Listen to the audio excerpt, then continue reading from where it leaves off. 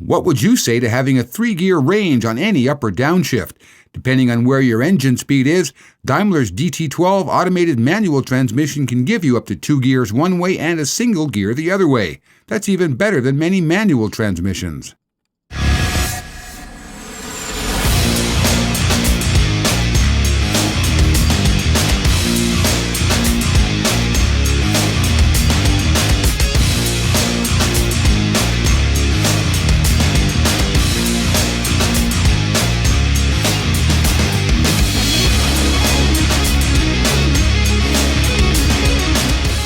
Hi, I'm freelance trucking journalist Jim Park. We're in Napa, California, test driving Freightliner's new 12-speed automated manual transmission, the DT12. In part 2 of our video test drive series, I'm going to demonstrate the difference in the DT12's economy and performance modes, and I'll show you how manual mode can give you even more of a fuel economy or performance advantage. In part 1, we saw how the transmission handles the basic stuff, stopping and starting, city driving, and even a few small grades. If you haven't seen that one yet, check it out. In part 3, I'll put the boots to the DT12 on Interstate 80's Hunter Hill, that's just east of Vallejo, California. I wanted to compare economy and performance modes in a real climb.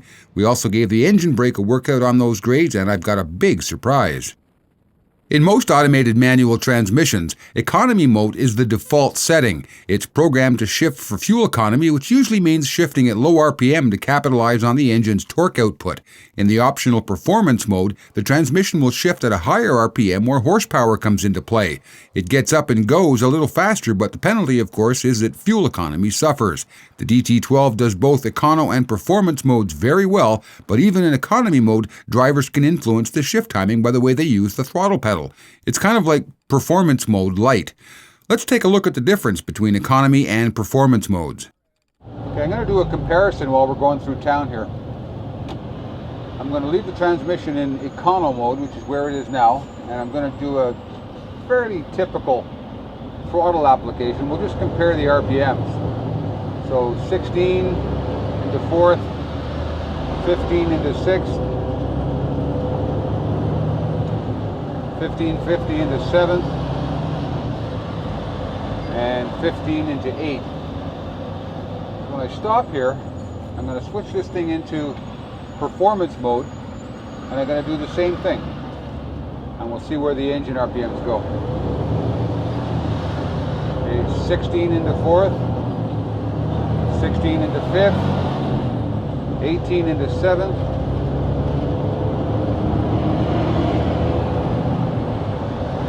17 into 8. So it does shift differently. It gives you a bit more RPM, and it didn't skip shift as often in performance mode as it did in econo mode. So you can see how performance mode takes each gear a few hundred RPM higher. I was shifting at 16 and 1700 in performance mode as opposed to 14 and 1500 RPM in economy. Now let's see how the driver can influence the shift timing. In this clip, I was turning left away from a light, and rather than using a nice light throttle application, I just put my foot right into it.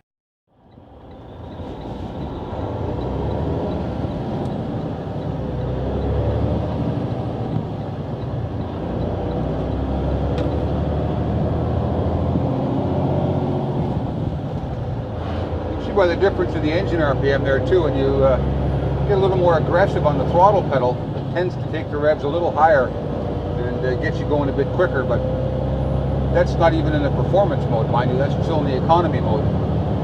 So it's really up to the driver. If the driver wants to do an economic upshift, launch away from a traffic light, goes really easy on the pedal, it's going to take off at a really low, really easy RPM.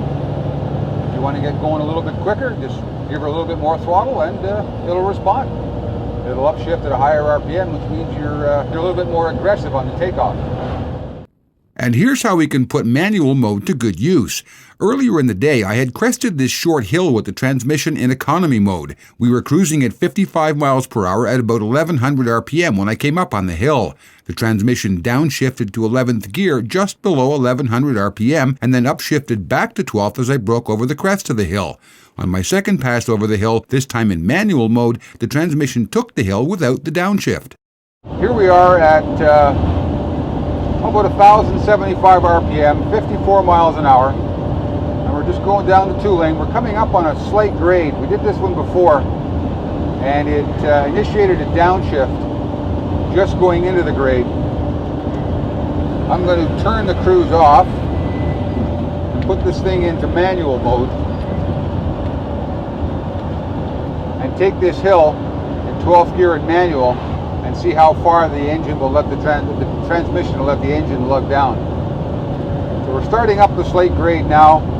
Speed's dropping a little bit, 50 miles an hour, 1,050 RPM. We're still climbing, 42 miles an hour, 1,000 RPM, 950 RPM, 45 miles per hour.